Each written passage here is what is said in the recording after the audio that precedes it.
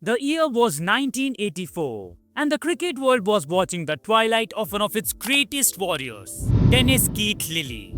The man who turned fast bowling into a form of theatre, the man who could make even the bravest batsman sweat, was walking into what would unknowingly become his final test. But at 35, Lillee wasn't the fire-breathing destroyer from the 1970s anymore. His body creaked like an old machine. His pace had dropped. His back, once rebuilt with steel rods, often protested louder than the crowd. And to make matters worse, his form had betrayed him. During the first two tests of the 1983-84 series against Pakistan, he had taken just one wicket. One. For the man who once ripped apart West Indies and England for fun. That was unthinkable. The media tore into him like hungry seagulls. Headlines screamed, "Lillee's finished. Time to retire. The king has lost his crown." He was being grilled like a Sunday barbecue, and the selectors were ready to move on. It seemed the curtain was closing. But fate had other plans. Carl Rathman, Australia's man of the match from the first test, got injured. And suddenly, there was a vacancy. And just like that, Dennis Lillee, bruised, battered, and written off, got one more chance. Australia led the series 1-0, and Lillee was on the brink of a historic milestone. With 347 wickets, he was just 3 away from becoming the first bowler ever to reach 350 in tests. The stage was set, the tension was thick, and Sydney Cricket Ground stood ready for its moment in history. No one knew it then, but this wouldn't be just another test. This would be the final act of a fast bowling legend. Australia won the toss and chose to field. Rain tried to steal the spotlight, delaying the start. But when Lillee finally ran into bowl, it felt like the clock had turned back. He looked leaner, calmer, but that glint in his eye was still there. The one that said, "I'm not done yet." His first wicket was a full-length outswinger to Mohsin Khan, who, with no footwork, tried to drive, edged it, and Alan Border gleefully pulled it in. And just like that, the score was 18 for 1. The crowd cheered, but Lillee didn't smile. He never did. He let his cricket do the talking. Next came Qasim Umar. Lillee bowled it on that teasing length, just outside off, begging for a shot.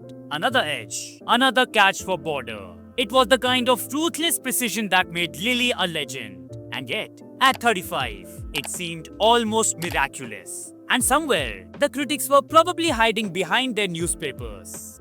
The next day, he joined forces with Geoff Lawson, and together, they choked the life out of Pakistan's middle order. They bowled tight, testing lines, and Pakistan struggled to breathe.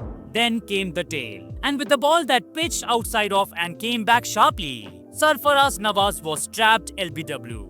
And let me tell you, that wasn't just another wicket, it was history. With that, Dennis Lillee became the first man in cricket history to take 350 test wickets. And he wasn't done yet. He got Wasim Bari next. Another perfect good length ball edged straight to Rod Marsh. By the end of the innings, Lillee's figures read 31.2 overs, 10 maidens, 65 runs, and 4 wickets. Not a monstrous haul by his standards, but when you consider, this was a 35-year-old man whose back had been through surgery and whose critics were circling like vultures. It was pure defiance. When the reporters asked him about it, Lillee couldn't resist a cheeky jab. "It was those people who helped me keep going. I knew I was good enough." Classic Lillee. Sharp tongue, sharper deliveries. Then came a twist no one expected. After Australia's first innings, word spread across the ground. Dennis Lillee had announced this would be his last test match. No grand press conference, no farewell banners, just a quiet decision made after his work with the ball and while his mates were batting. When fans caught the wind of it, the SCG turned into a theatre of emotion. Every time Lillee stood near the boundary, people stood up, waving, clapping, chanting his name.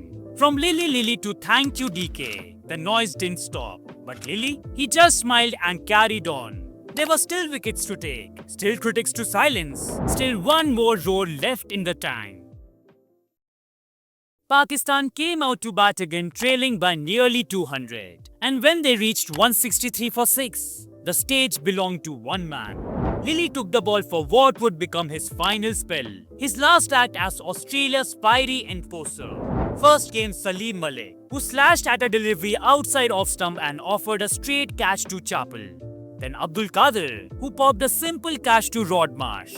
Wasim Bari tried to smash Lillee into submission, only to find Wayne Phillips waiting in the slips. 3 down in no time, but 1 wicket still remained. Sarfaraz Nawaz, Lillee's old nemesis, was on strike. Lillee ran in for one last burst, rhythm, power and purpose. He pitched it on a good length. The ball nipped away. Sarfaraz poked, edge, straight to Wayne Phillips again.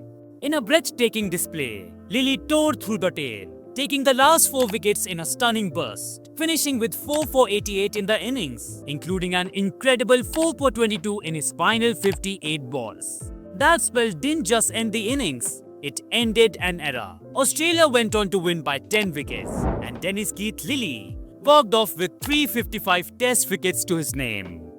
For those who ever doubted him, this was the perfect reply. The man they said was done had once again bowled them all into oblivion, signing off with a wicket of his very last delivery. And honestly, you couldn't have scripted a better farewell. As the players shook hands, 3 legends walked into the sunset together. Dennis Lillee, Greg Chappell and Rod Marsh.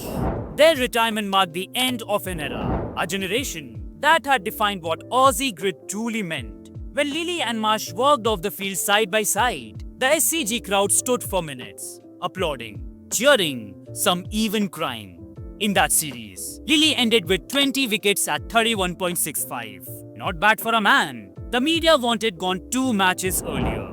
He had proven everyone wrong, one last time. So, what made Dennis Lillee so special? It wasn't just pace. Though when he was young, he was blistering. It was his evolution. When injuries robbed him of speed, he reinvented himself, became a master of seam, swing, and psychological warfare. He studied batsmen like a hunter studies prey. He knew when to go wide, when to dig short, and when to smile sarcastically after a near miss, just to get inside your head.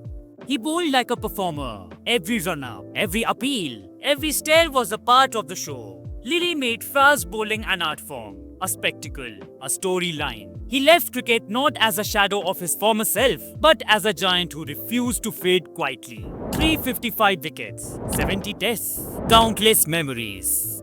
As he waved to the crowd, that iconic mustache catching the sunlight, he wasn't thinking of pain, pace, or age. He was thinking, I did it my way. Dennis Keith Lillee didn't just retire, he roared one last time. And cricket will never forget the sound.